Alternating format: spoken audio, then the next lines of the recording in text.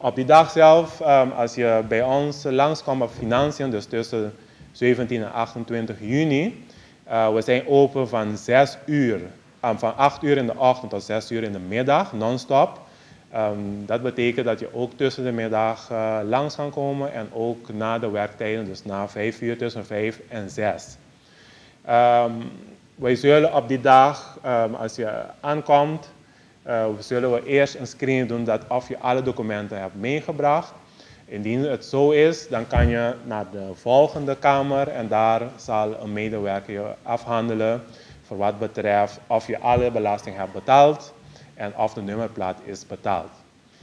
Eenmaal dat dat is gebeurd, krijg je dan een afgifteformulier. Die afgifteformulier breng je dan naar de locatie. Dat is op dezelfde gebouw, in hetzelfde gebouw waar je dan je nummerplaat kan ophalen. En dan wordt het afgetekend voor opgehaald. Heel belangrijk is, dat willen we zeker erop stressen, dat je alle documenten moet meenemen en liefst kopie, zodat het proces heel soepel en makkelijk kan doorlopen.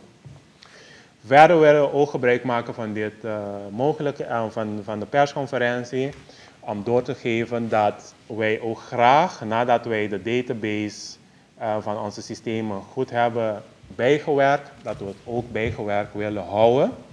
Dat betekent dat bij het verkoop, bijvoorbeeld het verkoop van je auto, en je verkoopt de auto samen met de nummerplaat, moet je de juiste formulieren, en die juiste formulieren die zijn gewoon op onze website geplaatst. Dan kan je gewoon invullen, samen met de nieuwe eigenaar, ondertekenen en dan naar ons brengen samen met kopie van de identiteitsbewijs, zodat wij de nodige aanpassing kunnen doen in onze database, dat je niet een onterechte aanslag ontvangt thuis en je hebt de auto en de nummerplaat ook niet meer. Dus help ons om de database schoon te houden en dan zullen we zeker voor zorgen dat wij een goede dienstverlening kunnen blijven geven aan het volk van Bonaire. Meneer Dudley, ik hoor u vertellen over wat het mij neerkomt als een groot aantal plichtplegingen die autobezitters moeten doen om hun nieuwe nummerbord te bemachtigen. En daar mogen ze dan ook in het geval van een vierwieler $8,40 voor betalen. Ook die formulario dus. Is er overwogen om dit hele proces in de moderniteit te schuiven richting online, zodat mensen niet lijfelijk aanwezig hoeven te zijn bij een bureautje van een ambtenaar, maar dit in het comfort van hun woning en hun computer kunnen afwikkelen?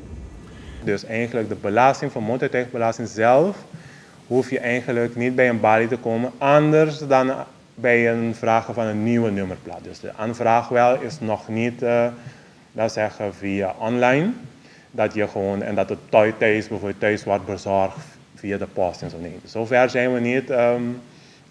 Ik verwacht misschien wel in de toekomst dat we die richting op gaan, maar nu, dat zeggen voor de komende 2 jaar zeker, zullen we niet zo ver zijn dat je vraagt een nummerplaat thuis en je betaalt en het wordt thuis bij jou bezorgd. Dus het is wel zeker een goede optie, maar ik verwacht niet dat we tussen nu en 2 jaar zo ver zullen zijn. Maar wel voor de betalingsgedeelte, dat is al geautomatiseerd, dus